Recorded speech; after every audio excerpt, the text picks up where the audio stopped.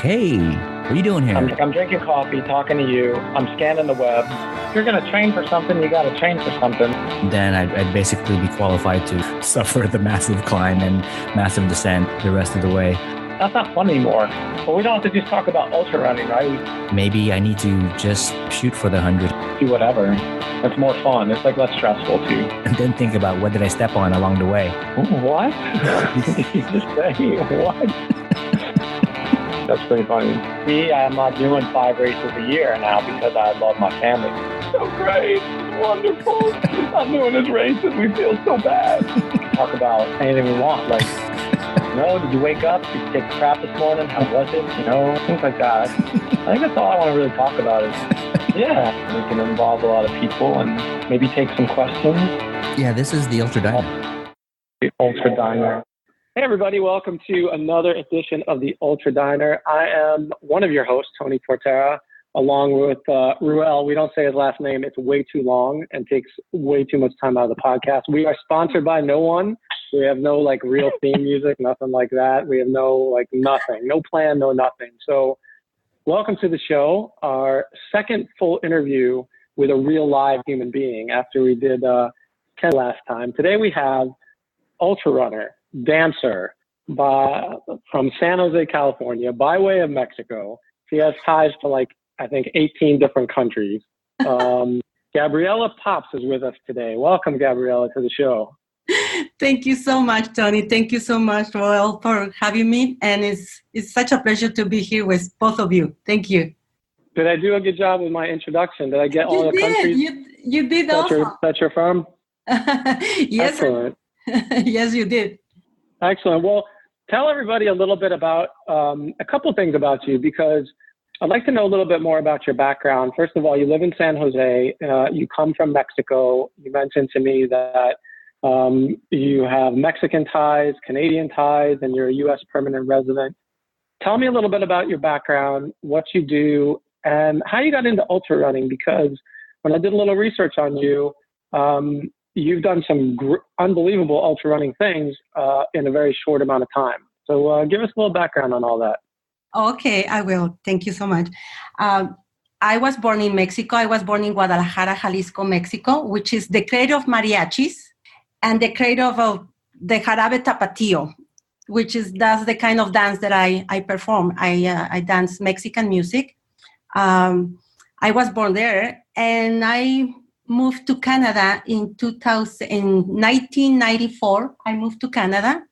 I became a Canadian, so I'm Mexican Canadian. Then I moved to the United States almost 7 years ago. So I became, just 2 months ago, I became a permanent resident of the United States.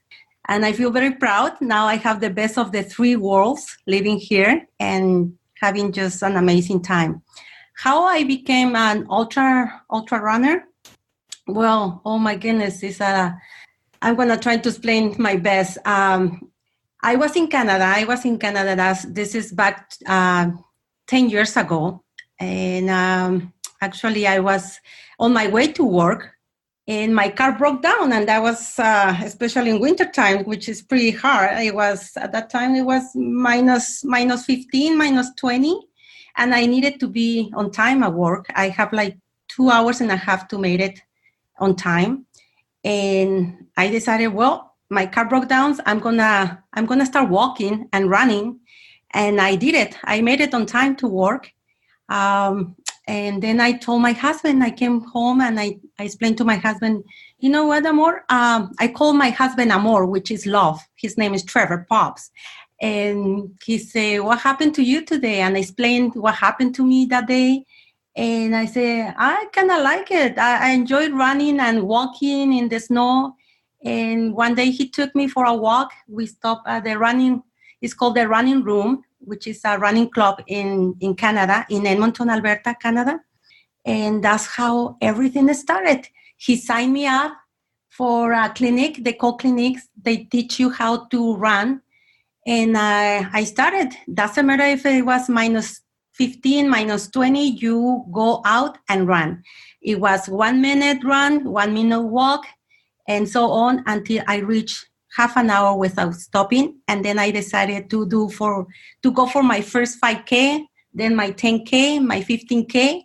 And after that, I just fall in love with half marathons, which is for me was my long distance.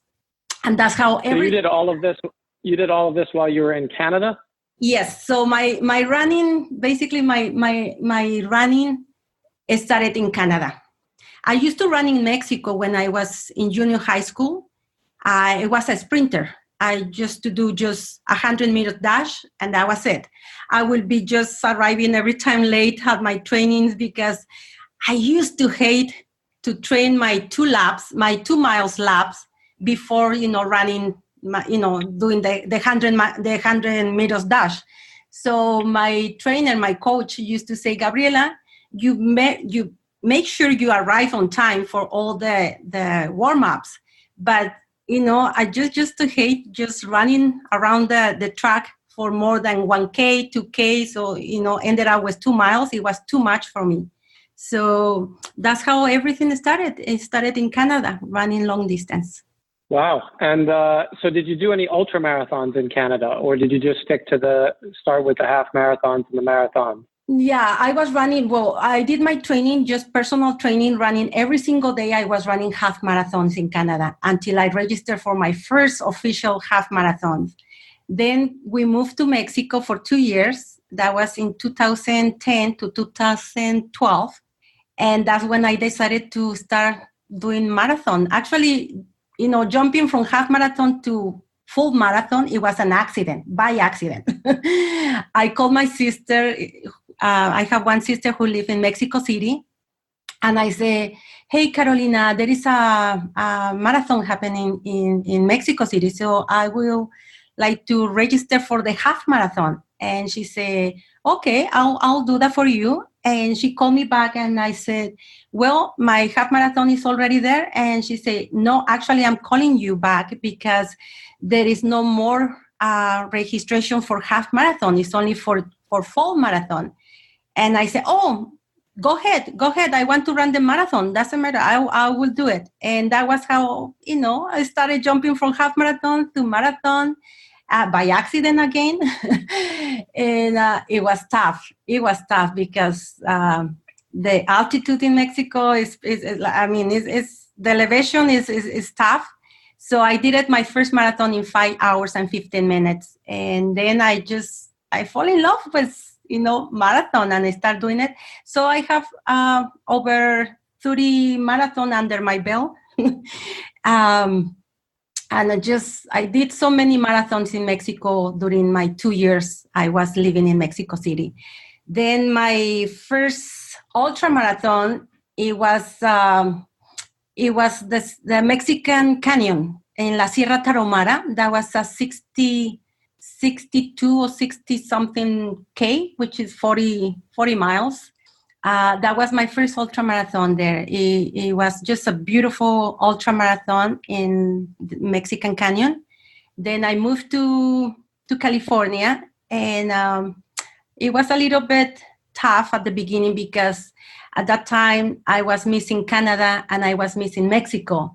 I didn't have no friends here in California. I didn't know how to get around.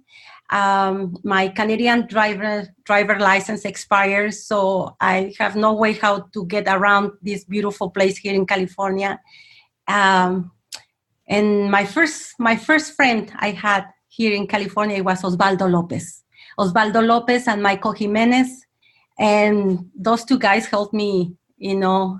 I met them the first time. They invited me to train with them at Big Sur.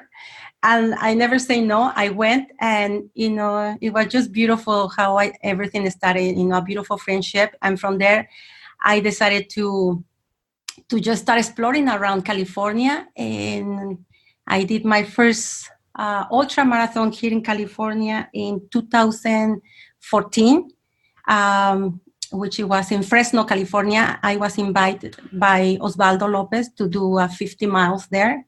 And from there, everything is just history. So I was going to ask you about that. So you know Osvaldo very well? I know Osvaldo very well. Yeah, we are. Do you know him from when you were in Mexico, or did you meet when you were in Mexico, or did you not meet until you were in the United States? When did you first meet him? And Yeah, well, as I mentioned it, yeah, he was my first friend here in California. So I met him here in California. Wow, your first friend, that's like high on the list. So like, he's got a special place. Oh my goodness, yeah, him and Michael Jimenez were my first friends here that I met. I mean, it was only by phone, and then they invited me. Osvaldo Lopez invited me to go for this trail training, and I was like, oh my goodness, but there are big runners but I'm not gonna say no. I'm gonna go. I'm gonna do it. And it was a 21 miles training in Big Sur, and oh my goodness, of course, 5 minutes later they were like 5-10 miles ahead of me, but I never say no, and I finished my 21 miles training with them. They have to wait for me like almost 3 hours, but I finished it, and they were so happy for me. Wow, that's great. It's good to hook up with some friends who are accomplished as Osvaldo and Michael. I know Osvaldo from being at some of the same events with him, and he's absolutely wonderful, a great human being, and very friendly. And so you if you had to pick someone in ultra running to be a friend with, to get into ultra running and to help you, he would be one of the people certainly in my top 5 of people to get to meet and be friends with. So you're very lucky in that regard. Yeah, well, I'm being very, very blessed to have amazing friends. Amazing. I mean, this our ultra community is just amazing. So now that you mention it, if I have, I don't want to choose a friend to say this was my best friend who shared with me, more about ultra running, because I have so many now and they're all amazing. But of course, it's just great when you find friends that they have so much experience in ultra running. And those friends, I can just tell you right away is Osvaldo, which was my first friend, Catra Corbett, which is like my sister to me, and I have learned a lot from both of them. And from there, I met them, and I've been meeting new people every single day. I have you have one beside you and he can tell you the way how I met him and become friends. Josam is another good friend. Sam, oh my goodness, there is too many people to mention it that I'm friend with. Kent, Michael. Oh my goodness, it's a lot. It will be no.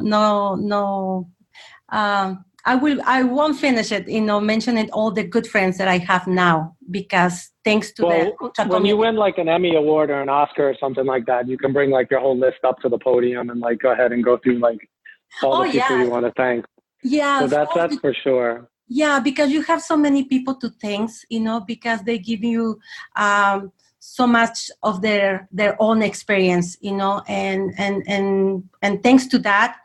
And thanks to all my training and all my passion, and because now I'm, one of those crazy people that we love running for hours and hours and being on our own. But this is my passion, just like, all the other ultra runners. I'm now one of them. It's good to have all those friends, but sometimes it's not such a good thing because, like in your case, just from looking at what you've done and especially on your ultra sign up stuff, all of a sudden, at some point in 2015, you decide it's time to run 100 miles. And you don't decide to just do it once. You decide to do it twice. That's right. February and October. So tell me a little bit about 2 things. First of all, how did you finally decide that 100 miles you wanted to go ahead and give it a try? Because ultimately, I know where this leads. This leads to your first Badwater finish just this past year in 2018. But also tell me a little bit about that first experience, because I was at that first 100 that you were at. I actually came in 3rd place in that race in 18 hours. Oh, so I finished 10 hours ahead of you, and I'm pretty sure I was back there when you finished at the end of that race, because I usually go back to see people finish, and I'm pretty sure I was back when you finished, and Yolanda finished, and Mark McCassin finished. A whole bunch of other people came through and finished. Oh my goodness, I have to look at picture of you. Yeah, probably you were there. Yeah, I finished in 28 hours, something, yeah, plus. It was my first 100 miles, and I decided to do it. Why? Because, once I put something in my head, I have to do it. I train for, and if for some reason, I can't do it at that moment that I was planning to do it, it's something that I cannot take it out of my head. So that was in 2014, at the end of 2014, that one of my sisters from Mexico called me and said, I would like to go and visit you and to spend New Year's Eve with you. And I said, oh, that's great.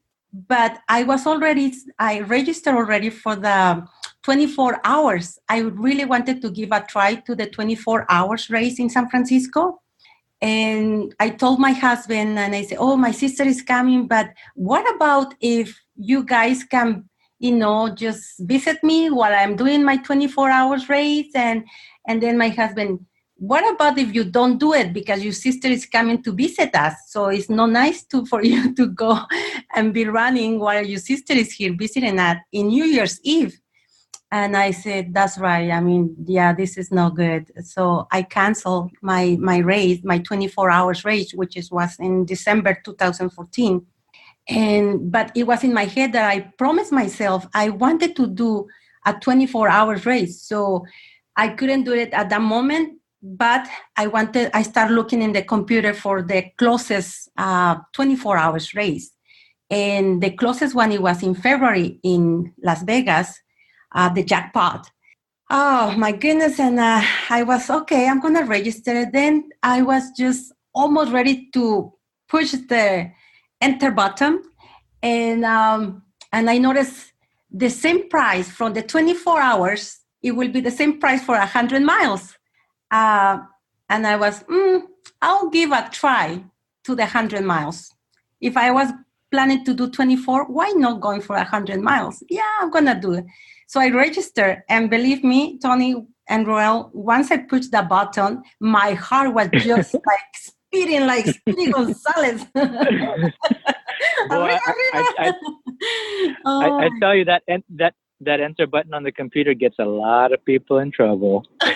No, I was just, oh my goodness, I was shaking. My heart was just beating so fast. And I was, well, Gabriela, guess what? You already signed up and you're going to do it. So you better start, training harder this time, because it's not going to be 24 hours. This is 100 miles. And, it's like, it's going to cost you a flight, a place to stay, and, well, all those expenses. And I was just put in my head, I'm going to go and finish this 100 miles and more, because it's my first 100 miles. And because after that, after register for this 100 miles, then I found out Badwater. For some reason, I was just looking races, and then suddenly Badwater.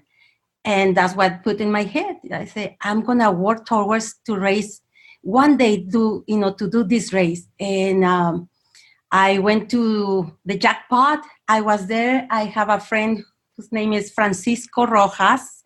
Many people know this guy. He's an amazing guy. And I remember he said, hey, which race are you doing? And I say, I'm doing 100 miles. And do you think you're going to finish it?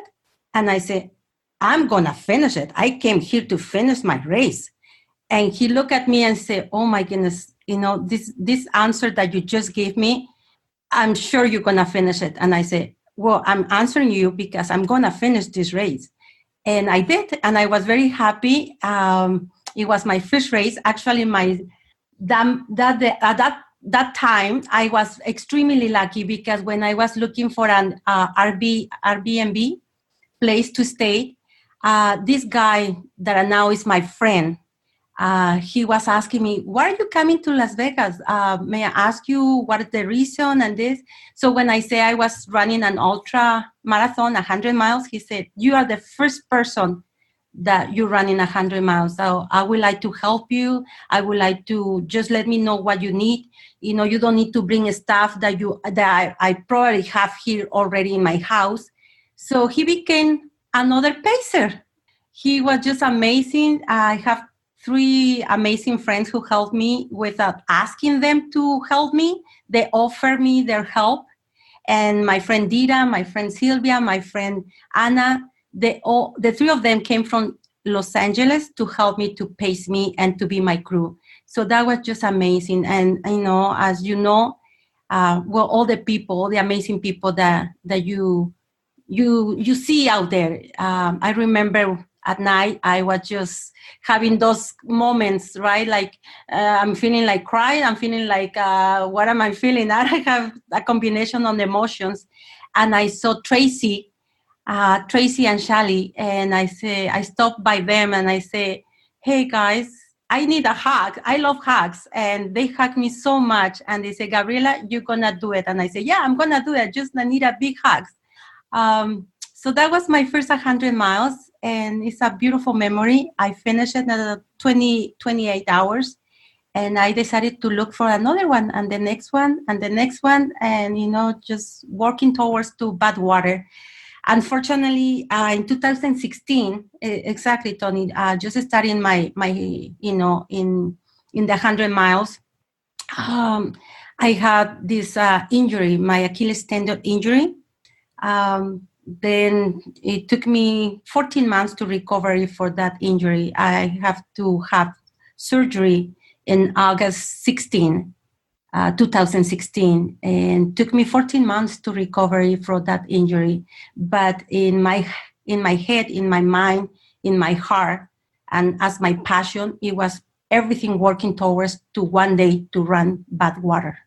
So you had to take all of 2016 pretty much off, right? So you did 200 milers in 2015. So you need a minimum of 300 milers to be able to make an application to Badwater. So you missed all of 2016. And some probably of 2017 as well, right? Yeah, well, but basically, yeah, my injury happened in February 2016. Then my doctor was trying to help me to recover. There was no surgery. Everything was going well. I have to have my foot in a cast, then the boot, then the therapy. It took like about 3 months. Then I have another little accident that this time really ruptured my Achilles tendon completely, a complete rupture. And so I didn't have another option but surgery. So my foot went through so much, and that's why it took me 14 months to have a full recovery. And that I went back into running in June 2017. So are you doing some other things during this time to try to keep your physical conditioning up and your endurance up, or you're not allowed to bike during this, you're not allowed to do anything while you have this boot on? Well, I was going to the YMCA. I was doing some upper body. Once, especially after my surgery, once I was in my boot and it was feeling a little bit much better, I was just doing, what is that kind of running that you are in a bubble? It's like, what is called? The Alter G. I was doing the Alter G. It's just amazing because basically it carries 50% of your body weight. And it's like a regular treadmill, but you are inside, like in a big bubble. And it's air. So it carries 50% of your body weight. So I was doing that, but of course, only that happened in there, because once I was outside this machine, it was no way I would be able, not even to walk properly. But I was doing pool running. I love pool running. And once I was feeling much better, I was doing spinning and rowing. But that was until June that I started running outside. Right. So you come back in June. Do you when you come back in June after all this time off with your Achilles injury, are you thinking in your head, I'm going to apply for Badwater in 2018? Oh yeah. So because now you're in June, you haven't run a single step since you've had your surgery, and the application period comes at the end of January, right? So you don't have much time. You have to get one race in to be able to apply, and you do it in December. That's right. So that was June 2017 when Catra was selected to run Badwater in 2017. And I thought, oh my goodness, my sister, I called her my sister. I said, my sister was accepted to run this race, and I'm not going to be able to be her pacer. No way. I called her and I said, I'm not only going to be your crew. I want to pace you. Doesn't matter if it's only like 10, 15, 20 miles, but I'm going to be pacing you too. And she said, of course, sister, you're going to be pacing me. And I'm so happy that now you can run. From there, I registered in August to Mountain Diablo 50K. And that's when I met the person who is beside you. Oh, that was the downfall for you. That was the end of the world. You met that guy. Absolutely. That was when I met. Great until there. Remember, amigo? I call him my amigo. That's when I met him. I wasn't able to finish the 50K, not even the marathon, but I was very happy to do the half marathon. And it's a long story that maybe Raul can tell you later on. But it was just amazing just to be outside on the trails.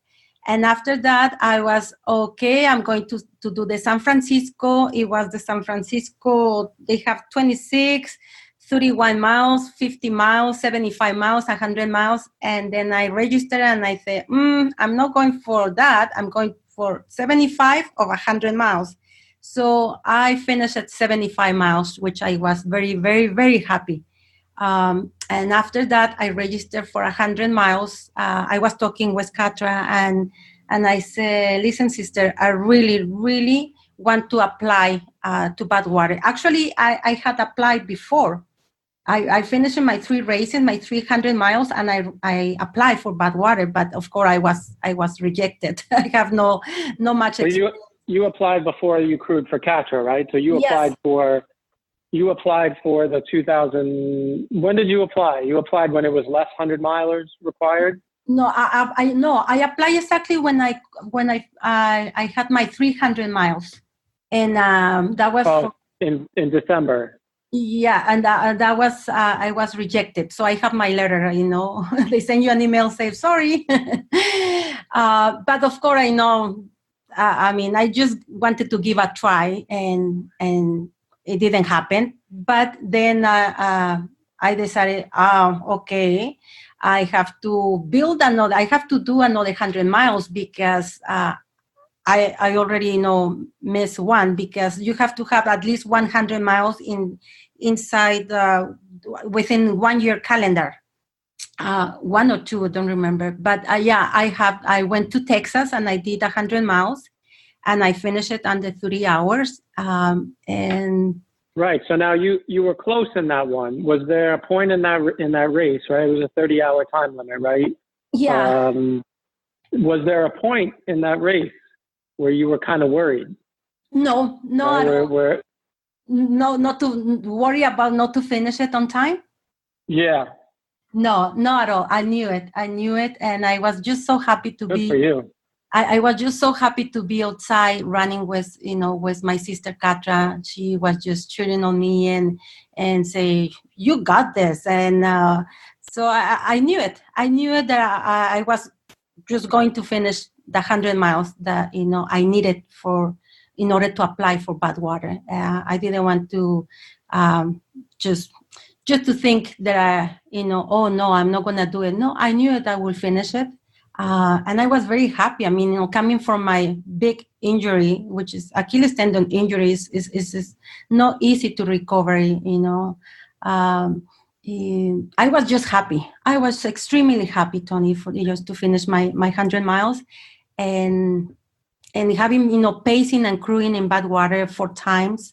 I have all my runners, happy to send me the letter, the recommendation letter. You have to have those people, to write a recommendation letter. It's a must to have. So now you're in Badwater. What is that? So now you've run in Death Valley before, right? You did did you do the Death Valley Trail Marathon?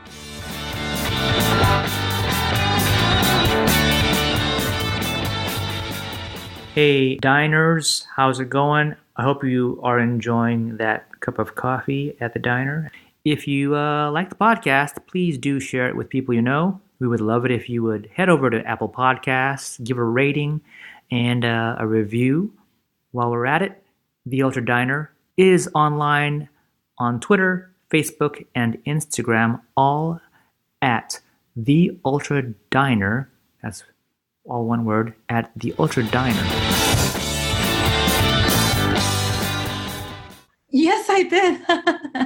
Yes, right. So I did. that's got to be a lot different. So now you're one of those few people that have done Badwater and the Death Valley Trail Marathon, which is much, much different because that's mostly off road, right? That leaves from the road section and goes off into the trails and then comes back, right? It's a little bit of an out and back or something like that. Yeah, that's right. It's well, the trail marathon, it was just beautiful. It was amazing experience. It was, almost when I first started running ultra marathons here in California, running Badwater is way, way too different. I was very excited. My goodness, when I was selected to run Badwater, I was just crying. I couldn't believe it. I was in shock. I couldn't believe it. Like Catra called me, Phil called me, and I called them. I don't remember. I called my husband, and I can't believe it. I was just crying. I just couldn't stop crying because I was so happy, so excited. And from there, I promised myself because. It was many, many times that I was just laying down on the couch and watching, videos in YouTube from Badwater, and I will point it up, and say, I'm gonna run Badwater. I'm gonna be running on those roads.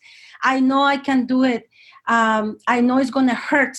It's gonna hurt like hell. I know that, but it hurts more being the way how I am right now. Without running, right? Like right now being injured with my Achilles tendon, I know what I'm gonna go through, but I know I'm gonna finish it, and I prepare extremely well for that race. But before running Badwater, I have to go through more challenges before arriving to Badwater. So. What were these challenges? As if you haven't gone through enough challenges already. What happened to you between getting accepted to Badwater in July? Well, actually, a year ago, just in March, because as a dancer, we have to keep the training going too. We have performance coming up, and I was just dancing, and I hurt my calf muscle. So I went to see the doctor, and he said, well, Gabriela, actually my husband didn't know, and now he's going to know. But the specialist told me, you better just stop running right now. You're not going to be able to run this big race in July. You rest your leg for a couple months before you go back into running again. In my head, I was... No, this is not possible. This is not happening. The race is already paid off, and my crew is already, is there for me.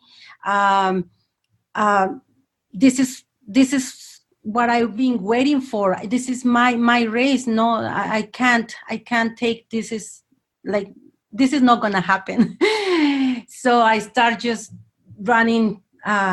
Doing my pool running, doing cycling, giving massage on my legs and going for some, just a small, I was doing more upper body, and I was preparing mentally. But I'm not going to tell no one about this because I know I'm going to do Badwater. This is going to be better. So I was praying every single day. I was just almost kissing my legs every day. Say, please behave well. Please, don't do this to me. And within 2 months, I was running outside already again. that was a hard time because I didn't want to tell my crew. Then a month later, I decided to talk to Catra, and she said, you're gonna be okay. And I said, yeah, I'm feeling much better, and I'm hoping this gets better and better. After that, I received a call from my husband. I was running from my house to Stanford University. I was extremely happy. I was, every time I would go for my training runs, I was just extremely happy knowing that it was working towards to go for Badwater. My husband called me and say, hey, Amor, can you remind me the day of the Badwater race? Yeah, it's in July, July, don't remember the date right now, July 23rd. And he said, okay, I'll call you back. So that called you back, it took me a couple minutes to tell myself, Gabriela, what is going on? This doesn't sound good from for this call. So then my husband called me back and say, hey, Amor, look, this is what is going to happen. My husband was working for a couple years towards to the permanent residence, all those papers. He was working with lawyers and papers and all the stuff for us to get the green card. And so 2 years passed, and the lawyers say, well, they're gonna send the date for the appointment, for the last appointment. So 2 years, and that day that he called me, he said they give us the appointment for the green card, and the appointment is the same day as Badwater race. So that was just not good date for me. I was crying, and he said, just relax. We're gonna try to find out, another options. You're gonna get to your race. We have to figure out how we're gonna do it. So he figured it out. He said, thanks God, your race starts at 8 p.m. and the meeting with immigration is at 7:30 a.m. same day. But you need to get to Badwater in order to have those meetings at Badwater. It was the 22nd, we have a meeting. Then the same day of the race is another meeting. So it was too much going on. I have the rental van, and I was on my way to to stay with Catra because she moved from Fremont to Bishop. So she told me, hey, Gabby, you have to be here early so we can go and do some shopping and all the stuff and, have fun, and I can show you around Bishop. And I said, yeah, sister, I'm going to go early and I'm going to be there. And so that July 22nd, while I was driving towards Bishop, and I have to pass through Yosemite, well, they stop us I have an hour before I reached Bishop. It was about 5:30 p.m. and I was supposed to be with Catra between 5:30 to 6 p.m. and they stopped us because it was there was a rock sliding rocks. How you say it is rock sliding in Yosemite. So they stopped us and they said, we don't know how long it's gonna take, to clean up everything. Could be a couple hours, could be until tomorrow morning. So this is not happening to me. So I didn't have another option by state and see, praying, just praying, hoping that we can go through within a couple hours. And yeah, that happened within a couple hours. Well, that couple hours took from 6 p.m. to 8:45 p.m. They allowed us to pass. They said, everything is clean. It's clear now. Now you guys can drive carefully. And while I was driving, well, a big rock hit my van.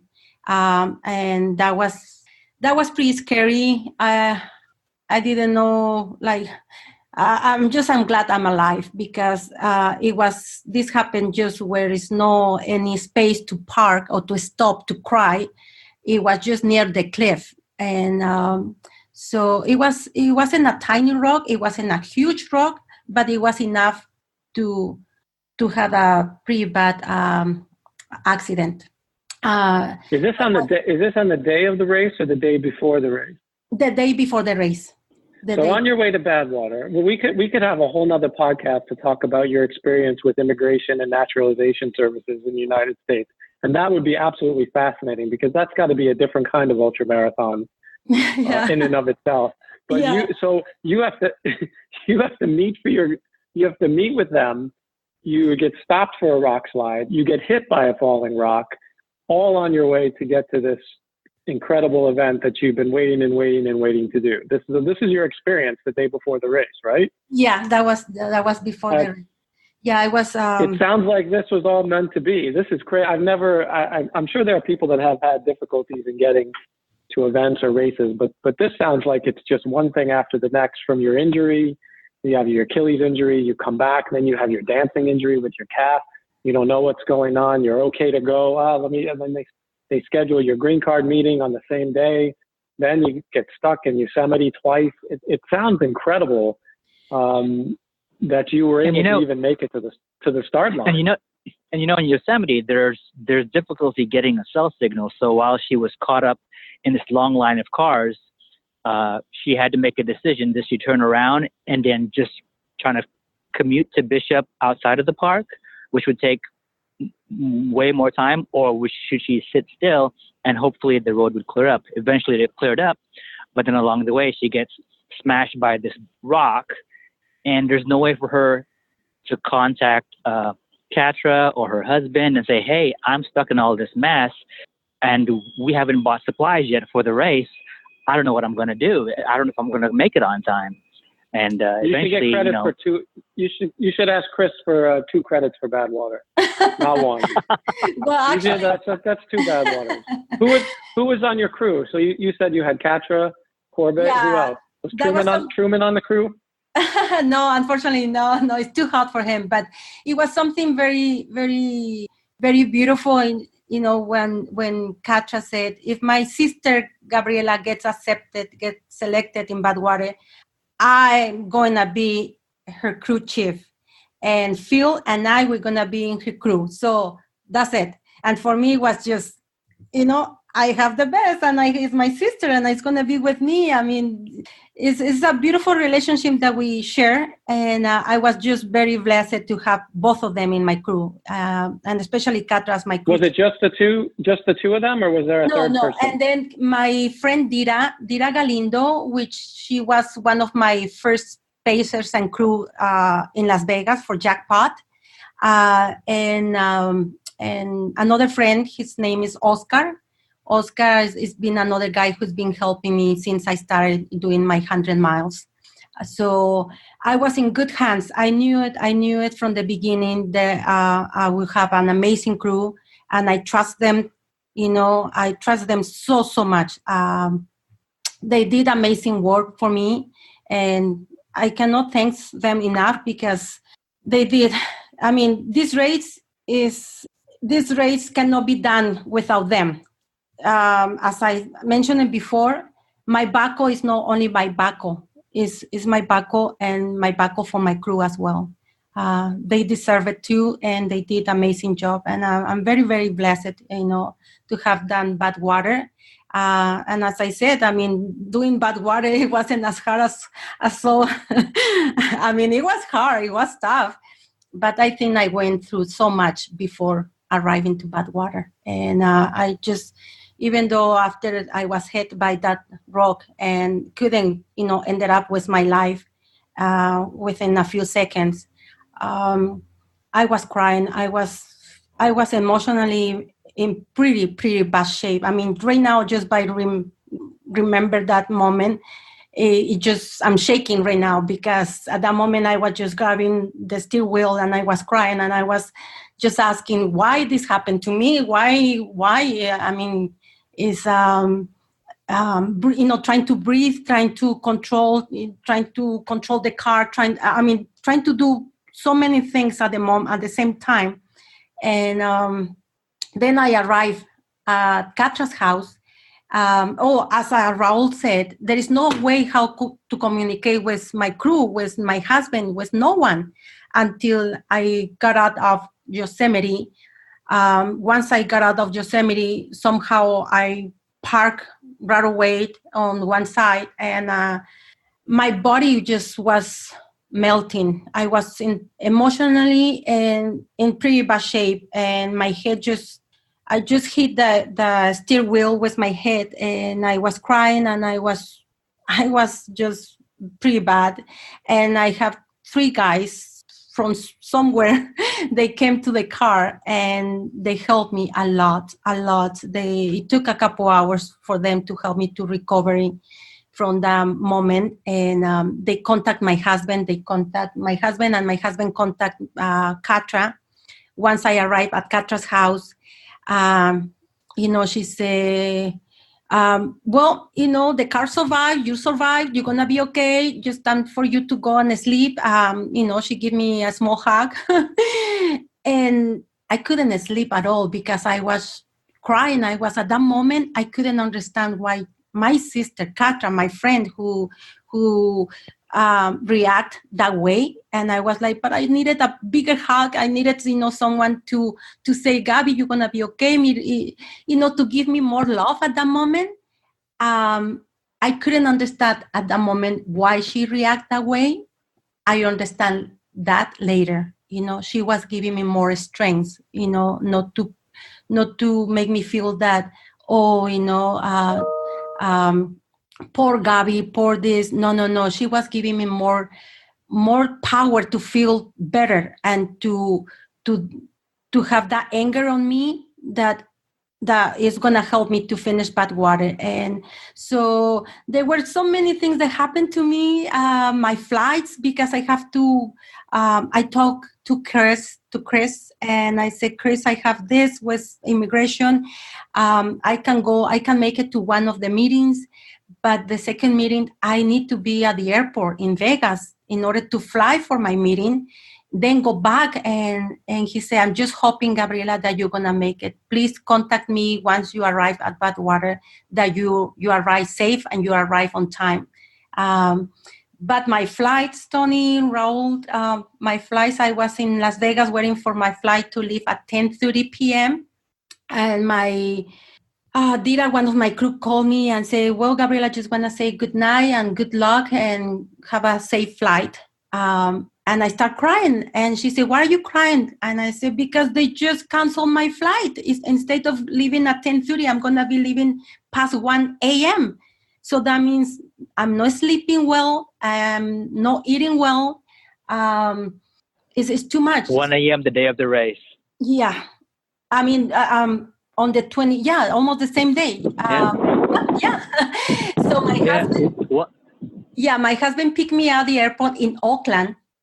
And so we arrived here in San Jose just, to have like maybe 1 hour to sleep, which I didn't sleep at all. I mean, you have to get up, wake up, take a shower, and leave to the meeting. Did I have breakfast? Did I eat something? Did I have something? No, I didn't have no rest at all. I went to the meeting. The meeting finished.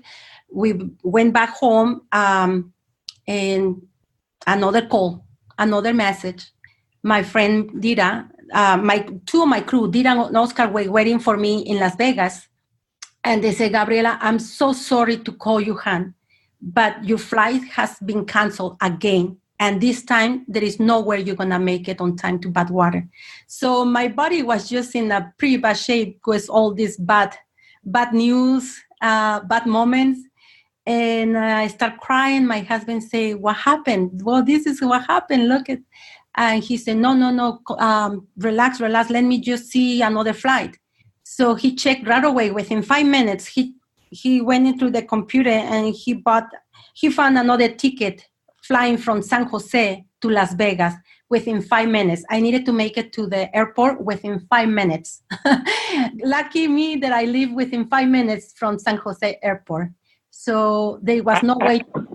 It was. I don't even know what to say. I mean, I can't even ask you about I can't even ask you about your experience at the race because I'm already just floored by what you went through before the race. I don't know if you know this about me. I finished Badwater 7 times. Yeah. So I know how difficult it is to complete that race. And 17. I never had that kind of issue in getting to the race. I was always there, a day, 2 days before. Flights were fine. Getting gear was fine. Getting food, filling the van was fine. I had 7 different crew each time. People that were as amazing as Phil and Catra, because those two are frankly just amazing. To have those two on a crew is not only great from their knowledge, but they're both fun and funny people. So they must have made it a very good experience for you. But I mean, I want to know about your race, but what happened to you before is like 3 ultra marathons just to get to the start. It's incredible. You should be very proud of yourself for what you accomplished. Yeah, Exactly. Yeah, it was just too much. I mean, too much. Even Catra mentioned it in a video that she posted. She even cried and said, what my Gabriela is going through right now is just, it's hard. It's hard. And it was because, I mean, that in Badwater we don't sleep. Well, you extremely fast. You're faster than me. But I mean, basically it's 2 nights without sleep. And I didn't. What was your start time? My start time was at 8 p.m. 8 p.m. So you had the 8 p.m. start. So yeah. You're up after going through all that. You're up most of the day. Did what you went through? Obviously, it had an impact on you emotionally, and certainly, I'm sure, physically as well. When you were out there running Badwater, when you started, when you're at Badwater Basin at 7:30 for the start, and all the runners are there, and everybody's getting ready. Do you forget about all the things that happened to you in the 24 to 48 hours before?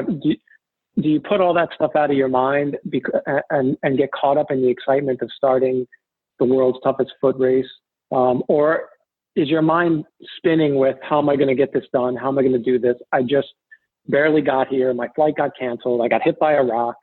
Now what am I going to do? What were you thinking when you were taking that picture at the start at the Badwater Basin time? Wow, Tony, you're making me cry. You know what? That's my job. See, I'm good. See, I'm like one of those sports guys like on ESPN where they have like the athletes on and they start talking and then they start crying and tearing up. See, I can do that. I can make people cry. Well, You're the Barbara Walters. Yeah.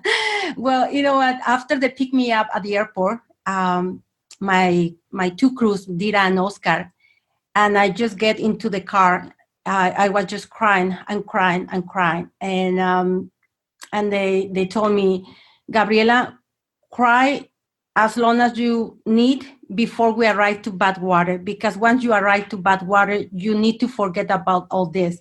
But before they told me all this, I was just putting that in my head already. I was with so much anger, and I was determined to finish this race, because for everything what I went through, and my goodness, on the 22nd when I was driving through Yosemite, that I was almost ready.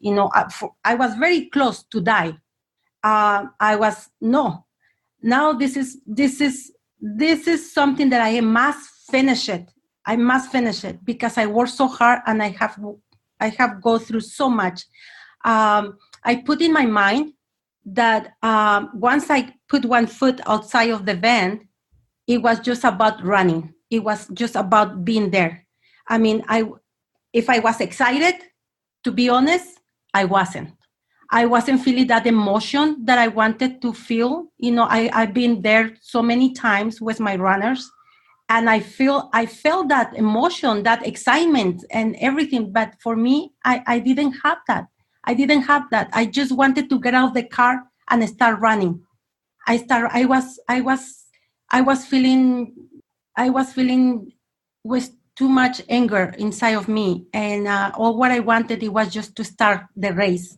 I didn't have that time to look for my, which shorts, which shoes, or how I'm gonna do my hair. I didn't have that moment with my crew, having fun, being in the pool.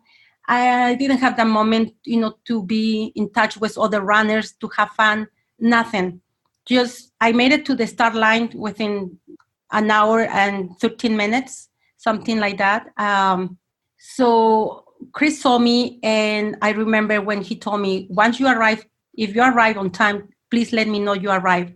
So I did that, and he hugged me and say, "Oh my goodness, Gabriela, you made it. I'm so happy." And he introduced me with one of the rangers, and he was telling about my story. So I was just at the start line, just a star. I just want to start the race. Just please let me start my race. I just want to run. So in my head, I wasn't feeling that emotion. I wasn't feeling that the excitement of being there. I knew I was there, and I knew it was my race, and I just wanted to start the race as soon as possible. So it was tough. It was tough for me. I didn't feel my body in the shape that I trained my body. I was feeling I didn't have the strength anymore emotionally, and my strength, it was kind of like gone for a moment or for a couple hours. But mentally, I was feeling very strong. I was just feeling that this is where I'm going to finish it. This is what it's been cost me so much for me to be there. I'm going to do it for me. I'm going to do it for the people I'm doing it. I'm doing it for my crew, because my crew deserve all this and deserve to be at the finishing line with me. I just want to start the race as soon as possible. Please, Chris, hurry up. So you drove straight to the race start. You didn't have, so you missed the check-in, you missed the meeting and all that stuff, right? Well, I went for the first meeting. For the first meeting. Yeah, the second. Meeting. This is pretty incredible. I don't think that we could probably. I mean, we probably could find, but you probably have to dig around to find someone who went through as much as you did on your way to get to the start line there. But it's, part of me starts to think, well, it's a shame that you didn't get to experience Badwater the way that most people experience it when they're there. The build up before the race itself, and the get together and the camaraderie before, during, and after. But it is a testament, though, to the race and Chris Kosman for working with you and making sure you were okay, and making sure you were able to start the race and go through the race. And then a testament to Catra and Phil for, doing whatever legwork they had to do to make sure that you were good to go and everything. And then a testament to you for trying to put all that stuff away, saying, let me start this race and let me do this for everybody else, not only just for me. And that's really what this experience is about. And I think you're a very good example of what the brand of Badwater and what the family of Badwater really means to the ultra running community and to those people that have participated in Badwater, whether they've been a volunteer, a crew member, or a runner. And I think you should be very proud of yourself for that, because I certainly am proud of you for that. So you're a very good example of what a Badwater participant should be. And so it's good justification for why you were admitted into the race. But I would say, though, to you, you should certainly try again to experience it, and try your best not to get hit by a rock and not to have your flight canceled. And it'd be better if you set yourself up a little better. Don't have any Achilles issues or calf issues. Did you apply for 2019, or do you have any plans or desires to go back out there again and give it another shot? Well, you know what? While I was running my last miles with Catra, and she asked me, she said, well, sister, will you do it again? And I said, no, I just want to finish it. And she said, I understand. But you know what? Later on, I thought, oh my goodness, I prepared so well for this race that my body, my soul, my emotions were like, they were there, but they were in a pretty bad shape. So I was pretty strong, in my mind. Mentally, I was very strong. But Yeah, I will do it again. Why? Because I knew I was able to do it, better. I mean, I did it in 46 hours and something plus minutes, but that was right at the end when I started the last 13 miles. At mile 11 or 10, the last 10 miles, I saw my husband. He surprised me. I mean, everybody knew that my husband was on his way. So I saw him.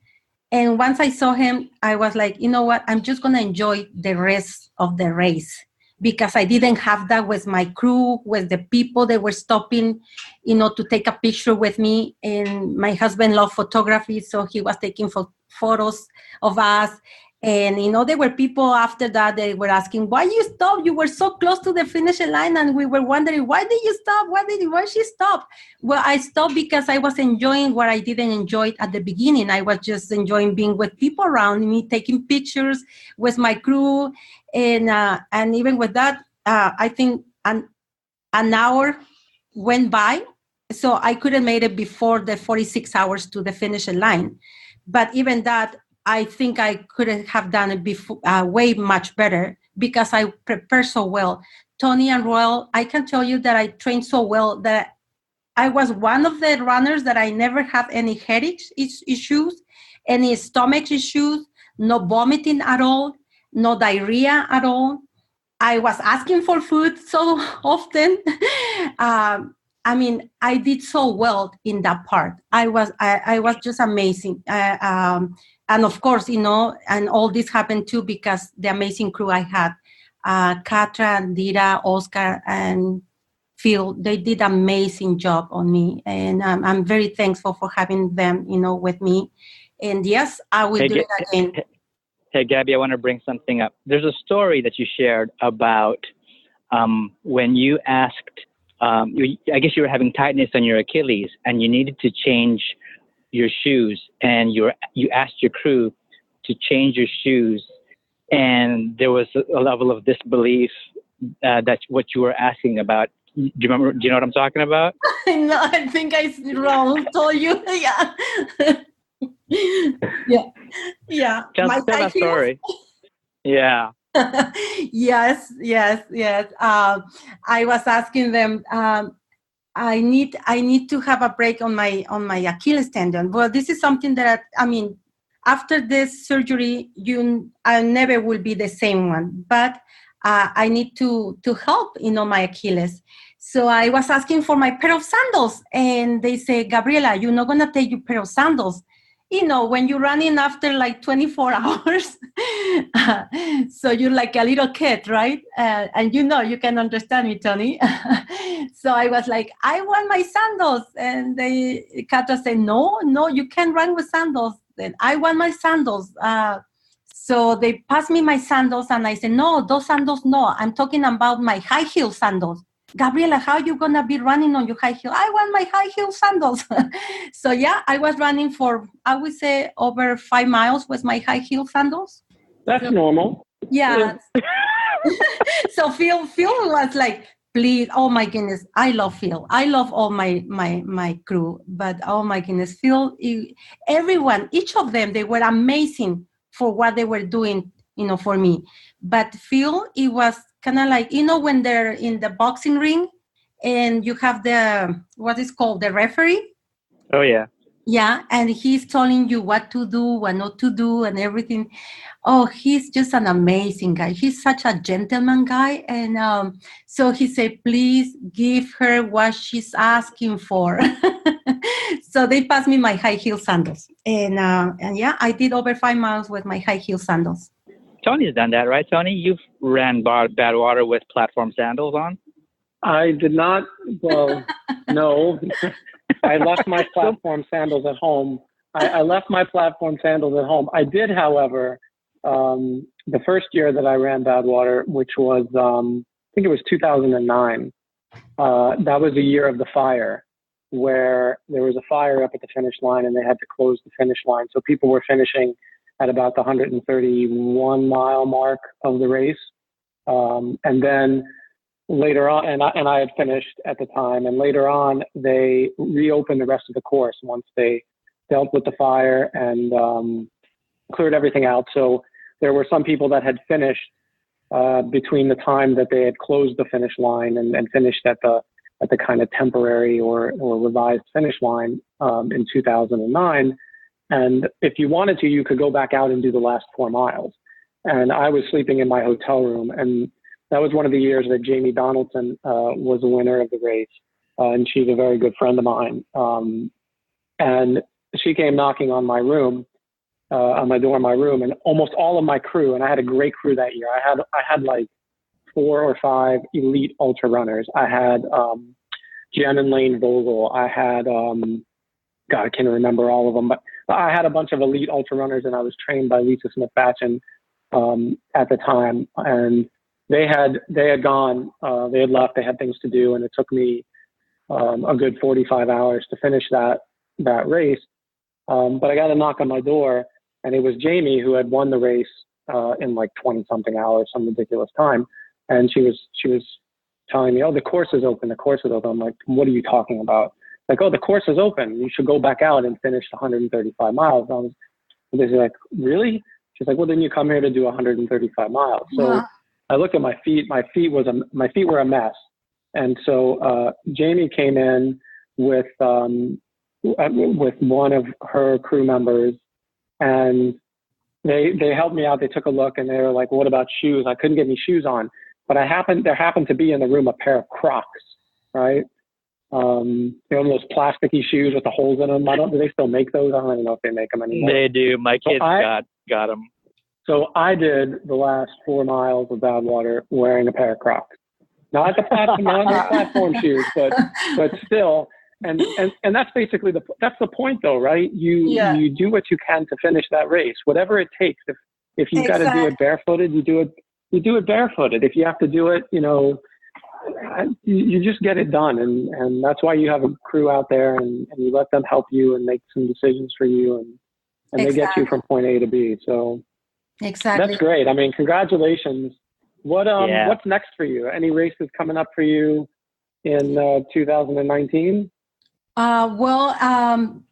Not really. Right now, I have so much going on with my family. I mean, in a good way.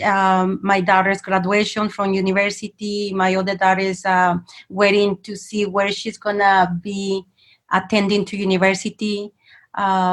So there's a lot of going on right now. So that's my priority right now, my family. And after that, but I keep my training. I'm still training. I'm still training for whatever I arrive, and if I have the time to do it, great. If not, well, I'll keep training. I keep the training going on every single day.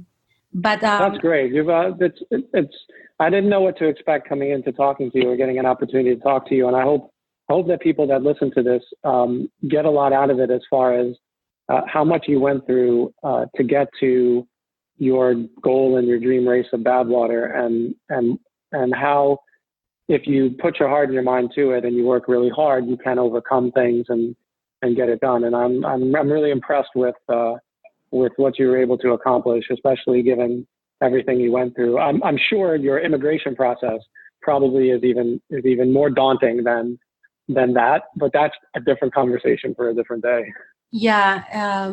I'm so happy. I mean, what I would like to share is, whatever you put in your mind, you have to remember that you're capable of doing it. And since I was injured by my Achilles tendon, my purpose, it was one day to run this race. I was all the time watching videos and, talking with people, they have done it. And I was there 4 times doing, as a pacer and as a crewing, and I knew it, I was able to do it. Not to listen people, the negative people that they think that, oh, do you think you can do it? No, it's only you. You have to trust yourself, and you have to feel confident of pursuing, one of your dreams. And that was my dream. That was my dream, to run Badwater, even though people will say, oh, but you don't have, a really, really good background, I mean, you only have done the, 300 miles, and Yeah, but you know what? I have something more important, and that's my endurance, and that's my mind. That is pretty strong. I have a pretty strong mind, and I knew I was one of the people in Badwater who had the less experience. As you know, a lot of ultra runners. Yourself, you are an amazing ultra runner, but everything where I put in my mind, it comes, I make it happen. I make it happen. So I'm happy, and of course I will do it again because I know I can do better. And just like any kids, right? They say the kids and drunk people, they always say the truth.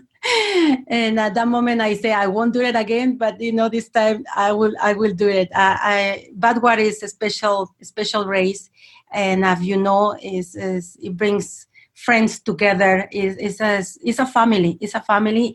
And just a couple of days, I received an email from Chris. It was a big surprise, and he was saying, Gabriela, at this precise moment, I was thinking about you now that Badwater 2019 is going to happen, and you came to my mind. And well, receiving an email from Chris, just saying that he was thinking about me with everything what I went through, and if I get my green card, he was asking if I got my green card. So it was just amazing, and I'll do my best. I'll do everything. I mean, it's expensive, right? It's everything about the expenses. But yeah, I would like to try Badwater again because I know I can do better. And what for me next? Well, I have a big race in mind for 2020. But it's a surprise. It's a surprise, and that's where my training going on. Right. As all right. Well, we'll have to save it for we'll have to have another podcast and a follow up, and you can announce what your surprise is. That could be fun. Well, as I mentioned before, and now I have before I used to have the best of the two worlds. I have the best of the three worlds now, but just a little. If I can tell you something, is when I started running, it was in Canada, in the snow. So that's all what I can say. But I'm very happy to be one of the Badwater finishers, and I did it, and everything each person is capable of doing, and reach whatever goal they put in their mind, because their mind is so powerful, and the will is powerful too. And it depends on you if you want to go for something big and dream big. And that was my dream, and that's what I call my team, the dream team for Badwater. I'm so grateful. I'm so happy, and thank you so much. And I hope you all, were able to understand me, because my accent and my English is not perfect, but I love talking so much. And hopefully I can inspire more people, new people that start running. And actually I can just say something quickly that I'm very happy. My husband already started running, and he have done his second marathon, and now he's going for his first 50K to become an ultra runner. So it's just happy, when you touch people, inspire other people, and that's where we need to do, to inspire each other. That's the best we can do. So now you dragged your husband into all this. This is going to be interesting. That poor man, he's in for it now. He's in trouble. Yeah, he's been listening at the interview. He's been listening. Actually, he allowed me to use his computer. My computer is an old computer, so he said I was getting kind of, oh my goodness, the interview is going to happen soon, and my computer is not working properly. So he let me use his computer at his work. So he's been listening. But I'm so happy. I'm so grateful to have had this opportunity in Badwater.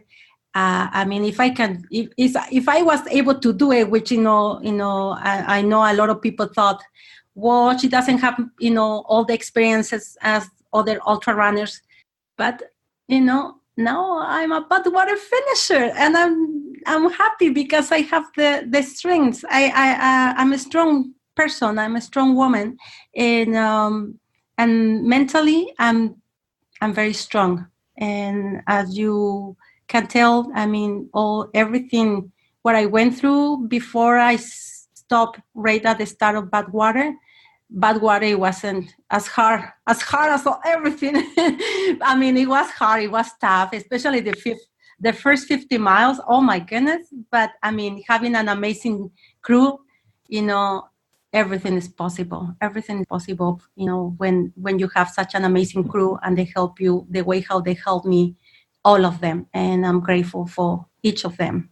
Oh, that's great. You're absolutely wonderful. It's been really nice learning more about you, and what an incredible story you have just with that one race, Badwater by itself. But we won't keep you much longer. But we have this little game we play at the end, and there's not much. It's like this kind of lightning round thing where I say 2 words and you have to pick which one really, really quickly, right? So okay. Like if I say red, blue, you have to pick. I say red or blue, you have to pick one really, really quickly, right? Okay. Mm-hmm. So you have to go fast. And if you don't want to answer, you don't have to answer at all. But we'll try to have a little bit of fun with it just to see, and we'll play a little bit on your like the 37 countries that you're connected to now. Whether we know that you're from like 37 different countries, right? So all right, we'll make it fun. We'll try to make it fun. Okay, ready? Here we go. So you have to answer quickly. All right, okay. Catra or Truman? Truman. Phil or Truman? He's gonna kill me. Phil or Truman? Hey, Phil or Truman? I said Truman. Phil? How about Phil or Truman? Truman again? Oh, Phil, Truman. Truman, Phil or Catra? Catra. Phil or Catra? Phil or Catra? Oh, Catra got that one. Oswaldo or Michael? Osvaldo. Oh, that was fast too. All right, you ready? Last ones. You ready? Here we go. Canada or Mexico? Oh, Mexico. Mexico or the United States? Mexico. United States or Canada? Canada. All right, so we won't even say Donald Trump or Justin Trudeau. Trudeau. Oh, there you go. All right, brilliant. You have been absolutely fantastic. Wonderful, Gabby. Really appreciate it. Just so everybody knows, we're looking next week coming up. We should be interviewing the great Frank McKinney, also of Badwater fame. I think he's done 6 or 7 of them and has been out there 10 times or so.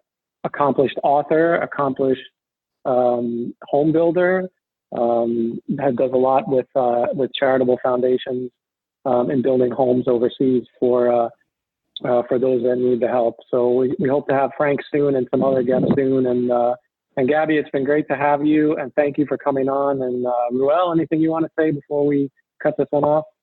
No, I just want to say that, I love both of you. You guys are awesome. You guys are amazing. And I'm glad that we had the opportunity to record this podcast when I met Gabby and shared some miles with her. She told me the story, and I was like, oh my God, I can't wait to get, Gabby and Tony in the same virtual room together to sort of share their experiences. And now it's all in the can, and we get to share it with the rest of the podcast listeners. Oh, thank you so much. All I got to say. Thank you so much. I appreciate that. It's been, it's been so nice to meet you, and now Tony. Tony, I'm pretty sure I saw you at that race in Vegas. I have to, check some pictures but I hope to see you one day and to share some races with you and with both of you again. But thank you so much. Thank you so much. It's been a pleasure to be, here talking with both of you about my experiences in Badwater and before Badwater. Well, thank you very much for coming on. Thank you, guys. We Gabby, here at the Ultra Diner, we wrap up by paying the check, and it's customary now that we have guests on the show for the guests to pick up the check. Thank you very much for picking up the check. Yep, I believe Tony was ordering some stuff before we got. I need to put in a to-go order, please, before I go. All right. That's All right. This was been a pleasure to be with both of you. So thank you so much. Thank you. All right. On behalf of Tony Portera, I am Ruel Abram signing out. Thanks for spending time here in the greasy spoon of ultra running, the Ultra Diner.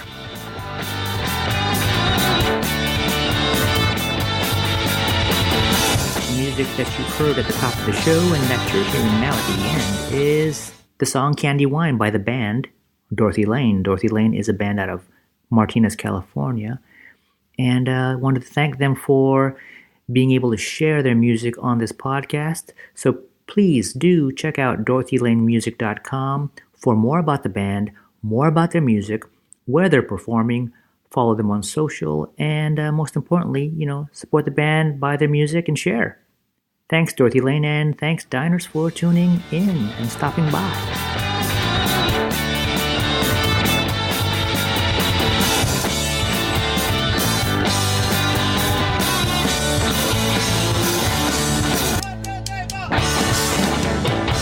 What's up?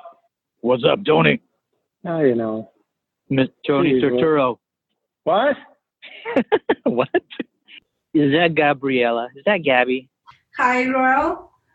This is you or is Tony? It's both of us. Oh, hi. This is Ruel. How are you? Good. How are you? I'm excited. Right. I'm excited. This is my first time doing something like this. Awesome. Well, it's very easy. Well, you're our second guest. So we haven't done this many times before. So this is either going to be a mess or a mess. One of those two. Well, it's so nice to be here with both of you. So thank you so much. I appreciate it. Well, thanks for agreeing to come along and share. Thank you. So is the volume okay, or is too loud, or is fine? Sounds good to me. Oh, okay. Yeah, sounds good. Ruel is in charge of all of the technical stuff. So if it sounds bad, it's his fault.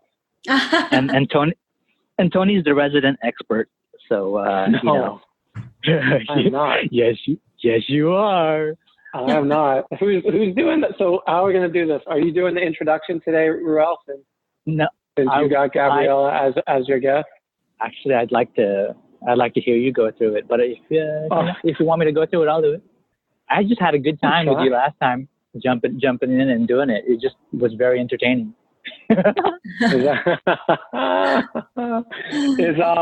Okay, so Gabriela, you go by Gabby or Gabriela? Doesn't matter. I like Gabby, I like Gabriela. Which one is easier for you? No, either one is fine. How do you pronounce your last name? Pops. Like popcorn? Pops. Pops. Right. All right. Okay. You like pops, like my pops. Okay. Yeah. Like I got a mom's and I got a pops. All right. That works. And where are you from? You're from California somewhere, right? Well, I live in California. I live in San Jose, California, but I am original from Mexico, from Guadalajara, Jalisco. Where in Mexico? Guadalajara, Jalisco, Mexico. Wow. We're just going to say Mexico for purposes of making it really easy. But you live in San Jose right now, right? Yeah, well, let me tell you, I'm Mexican Canadian, and now I'm a permanent resident in the United States. Okay, we're going to talk about that. Mexican, Canadian, and a permanent resident in the United States. Okay, that's good. Right. So we're going to talk about all that. Having the best of the three worlds, right? That's for sure. And did I read right somewhere you're a dancer? Yes, I dance. We'll talk about that. All right. So it's Gabriela Poapst, right? That's how you say it, right? Right. Perfect. All right, Ruel. I just want me to start going into it, and you can play with it later. Exactly. Rock and roll. Okay, I'm making it up. I have nothing planned. I'm just making it up. So, all right. So we'll go ahead and start now. Yeah. Can I ask you just a question? How long this interview will take? 4 hours. So, like, as long as you want, like a half hour, an hour, whatever, sometimes, I've been on a bunch of podcasts where I've gone on and we just need you for an hour. And it took 2.5 hours later, we're still talking because we're but it won't, as long as you want. If you have to go in in a certain amount of time, just say so. It's okay. Oh, okay. Okay, perfect. I have an hour. All right, Awesome. perfect. So we'll go ahead and start. All right. So I'm going to make up a little introduction here. All right, ready, Ruel? This is another Coffee with Heavy Cream production.